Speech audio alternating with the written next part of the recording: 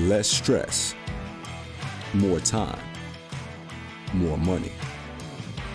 Welcome to the Cash Flow Contractor, short with Martin Holland. 23 hours and 55 minutes. Hi, this is Martin, and welcome to this short episode of the Cash Flow Contractor. And I want to talk about 23 hours and 55 minutes, or more specifically, the 5 minutes that's missing out of 24 hours in a day. Several years ago, I was training for a bicycle ride in Colorado, and that entails not only riding your bike, but also losing weight. I needed to lose about 10 pounds. I already eat pretty well, but in order to lose 10 pounds, I needed to reduce my calories every day, and I was really good at that for 23 hours and 55 minutes a day. During that last 5 minutes, I'd hammer in the calories of peanut butter and junk food. And so all my discipline from being 23 hours and 55 minutes went to waste because I blew it in that last 5 minutes. In order to solve my problem, I had to not buy the kind of foods that I was binging on and just not have them in the house. I could be a tough guy at the store, but I couldn't be a tough for a few minutes, but I couldn't be disciplined for the entire day. Well, that was my solution, but how does that apply to contracting? Well, we had at our house a pretty major project done over last winter. It took about 4 months, and the contractor really did a good job. We were pleased with the product, but he left a couple of punch list items and they never got fixed. And this last summer, one of our neighbors was over and commenting on how beautiful things were and who did we use. And my wife, not I, my wife said, well, we were really happy with it, but I don't know that I would recommend him. So I go, oh no.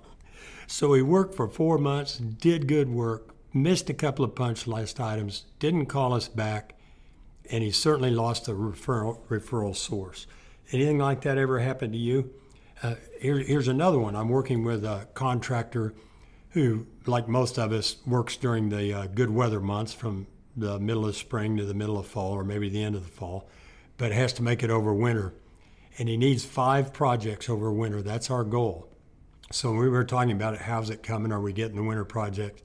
No, he hadn't had any. And as we searched, I found that he had 35 outstanding bids at an average price of about $55,000. So that's the level of thing we're talking about.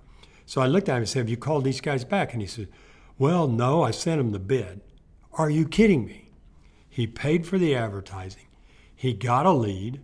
He scheduled an appointment, went out and measured the project, came back, designed the project, got a bid put together and sent it to him and didn't follow up. He's in the process of doing that right now, but it wasn't 23 hours and 5 minutes. It was 25 days. And he blew it in the 5 minutes because he didn't call people back. This comes up all the time. Do you ever go to trade shows? Do you ever go to home and garden shows or maybe specialty industry shows? You buy a booth, you pay for the booth rental, you pay for the setup, you pay for flights and hotels and meals. You don't waste, but you spend 3 days in the booth. You get maybe 100, maybe 500, maybe 10 leads. And then what happens? The most common thing I ever hear is nothing. You get back to the office, you're lambasted by all the things that you didn't get done, so you start doing those. Pretty soon it's a week, it's a month, it's 2 months, then you can't find the slip or the printout. And you spend all that money and you spend all that time, but when I got the last 5 minutes of actually calling a lead back, you didn't do it. And while we're talking about callbacks, how many of us put in a marketing campaign, spend the money, to create the content, get the information out there, and a customer calls and leaves a message, and we just never call them back? We don't have to go to a trade show to not call people back. You've heard me say it before. Call people back. That's the number one reason people give me when I talk to neighbors and friends who use a contractor. I say, how did you choose him? He was the only one to call me back. Another thing that comes to mind was I have a client who, cash is it's important to all of us, but this client, she has pretty significant inventory, which sucks up a lot of cash. Well, between Christmas and New Year's, we took off, and when I came back the first year, had purchased a $140,000 thing. I'll just say that, thing. What the heck? What's that all about?